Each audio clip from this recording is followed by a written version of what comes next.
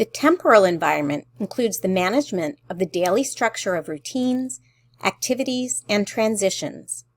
Predictable routines help children to understand what is happening and for how long, what will come next, and when and how to change activities. In addition, young children need to learn how to prepare for and adapt to changes in routine. Consider the way that you decide to use the time available in the program. Children need large blocks of time to develop play themes and more complex ideas and interactions. Young children also need opportunities for repetition, but with variety in order to gain and maintain engagement and build neural connections in the brain. As we begin our discussion of the temporal environment, let's once again do a quick review of Universal Design for Learning. UDL is a framework for curriculum design, instruction, and assessment to improve and optimize teaching and learning for all people based on scientific insights into how humans learn.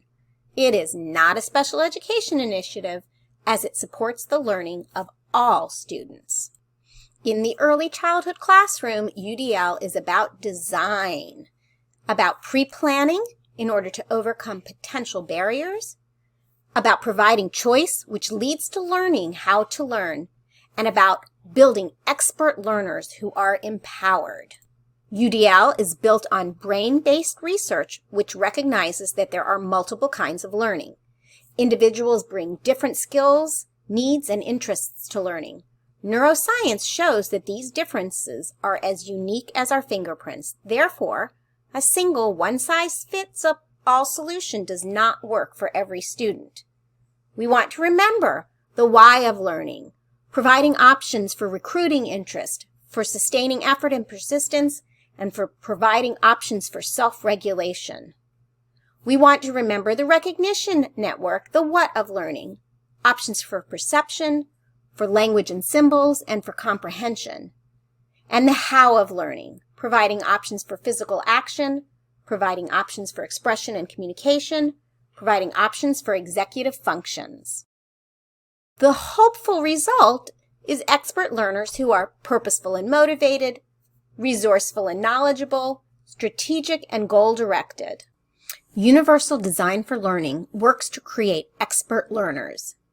Expert learners are empowered to discover who they are and who they want to be, to gain knowledge and skills that are relevant and rigorous, and to contribute to their communities and the world around them.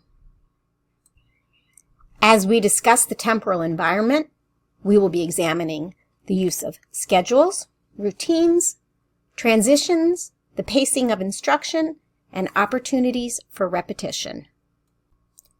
What are the benefits of visual schedules?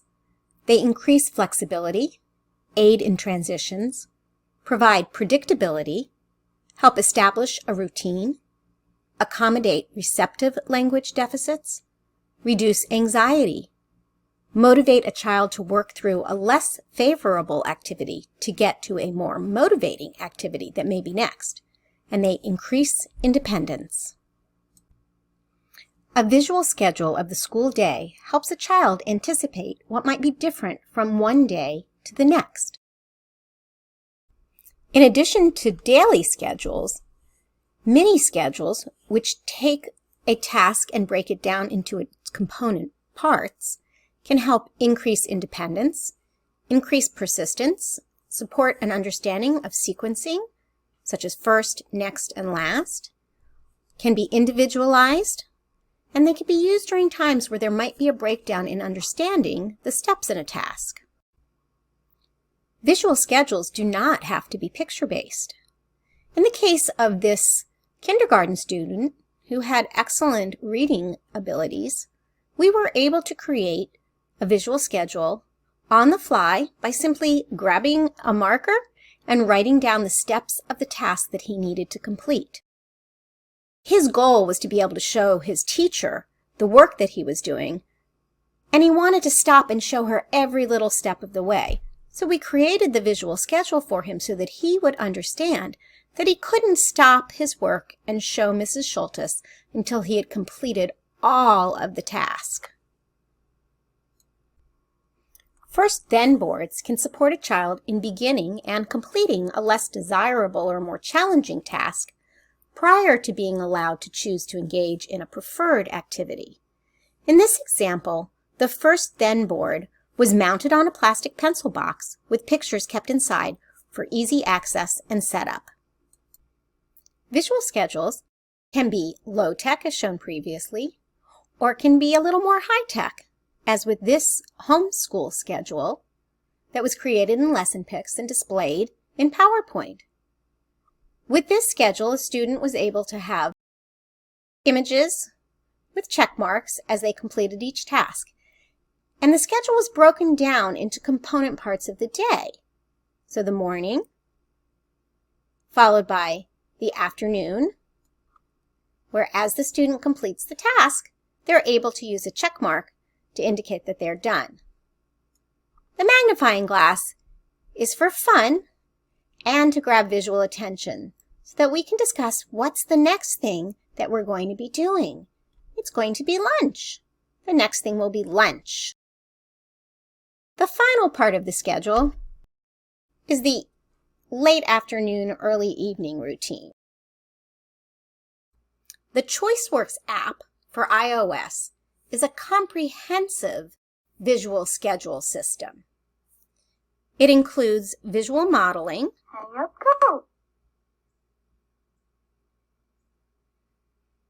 the ability for a student to easily move an item over when they've completed it. The auditory prompts can be turned on or off. Reading.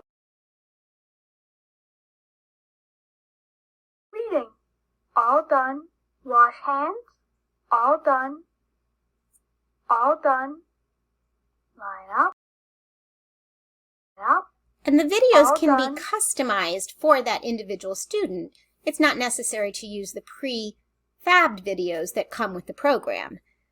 A timer is also available to help students transition into and out of specific tasks that might be on the schedule, as well as options for choice of rewards. Read a book. Get a drink.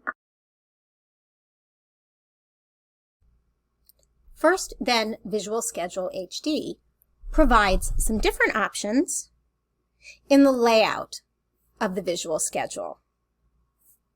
From just presenting one picture at a time to having more of a first-then approach. First go to the classroom, then hang up your coat and backpack, to presenting all of the schedule at once, the choice to have images go into an envelope when you've completed them, or to move from one side to the next as they're completed. There are also options to have video, speech to text, recorded voice, and choice boards. Part of the temporal environment is the pacing of instruction and the support of children in completing work independently. A visual schedule that breaks down the tasks that a child needs to complete independently can be paired with a timer, helping the child know how long they have to work and the tasks they need to complete during that time. The teacher or the student can start the timer and then check off each task as they complete it in their work basket.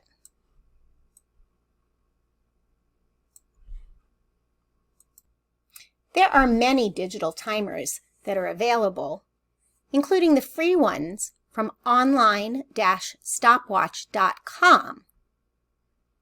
With these free ones, you do need to be careful about ads, but I'll show you a little trick. When you choose the timer that you want, click it to go full screen, set the timer, and then click Super Full Screen to get rid of all the ads, and go.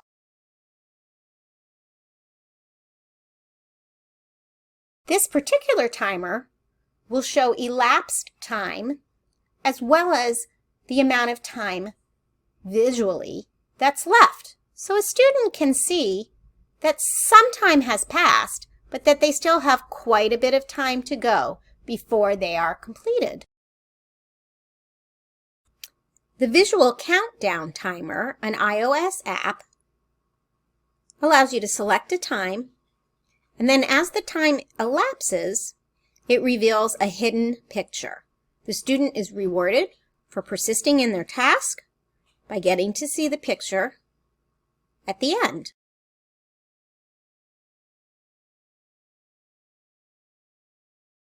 The color also changes from a bright green to a darker brown to a red as the time elapses to let the student know that it is almost time for them to stop.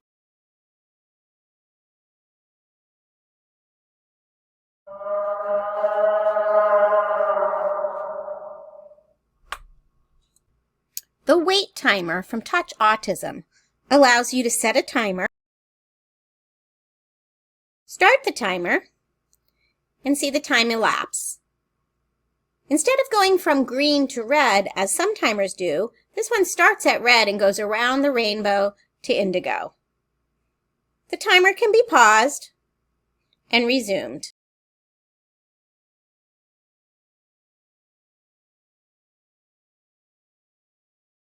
In addition to the timer, the app comes with a story about waiting. I may have to wait for my turn to talk, for the bus, or to go somewhere that I want to go. It can be hard to wait. I may feel angry or frustrated when I want something now, but I have to wait. It's okay to feel angry, but being angry will not help the waiting go any faster. I can take a deep breath and watch my waiting timer. It is important, however, to realize that this particular story does not necessarily match up with every activity that you might need a timer for. The ChoiceWorks app also allows you to set a timer all on its own without an additional visual schedule. It does allow for Waiting. some text-to-speech Color. Read a book. and choices of what the student can do while they are waiting. Color. Physical timers are wonderful to have in a classroom as well, such as the Time Tracker and the Time Tracker Mini. Both of these use color cues to support beginning, working, and ending of a task. The Time Tracker goes from green to yellow to red, while the Time Tracker Mini has a light bulb inside which shows a movement from green to yellow to red as a student progresses through the amount of time they have with their task. Timers can be used to help children persist in a task, but also to provide a signal that a transition needs to happen. A glitter jar can serve not only as a calming resource, but can also help children understand the time they have for a transition or the time they have to recover from being upset. I like to shake the jar and remind students that when the glitter settles, they need to settle too. As a hint, the more glue in the jar, the longer it takes the glitter to settle. I often like to keep 2 different jars on hand, a quick settle and a slow settle. Children can become even more invested in using the glitter jar if they participate in making one. As long as you use clear glue and fine glitter, not glitter glue, room temperature water works well in this recipe. Young children love repetition and predictability. They want to play the same game, read the same book, and sing the same songs. And this is great because repetition provides the practice that children need to master new skills. Repetition helps to improve speed, increases confidence, and strengthens the connections in the brain that help children learn. Repetition with variety keeps learning interesting and prevents learning opportunities from becoming rote. Repetition with variety can be as simple as a slight change up in a resource, such as moving from reading this Actions ABC book to an Actions ABC puzzle made with the same images, back to the Action ABC book, but this time for children to practice writing the letters on the lines of each page. Let's take a moment again to reflect on your current practices, this time in terms of the temporal environment. Consider different entry points to your reflection. You might start with what you might redesign in your current setting. Or consider thinking about what is working well and add meaningful student choice and autonomy. Or finally, you could start with a student who has more needs and think of how to front-load supports and eliminate barriers. Ultimately, consider the low-hanging fruit, something that you can easily add to your current practice in terms of the physical, social, or temporal environment. Thank you for watching this webinar. For more information on the ATP Education Program, please visit our website at atp.nebraska.gov or email us at atp.education@nebraska.gov.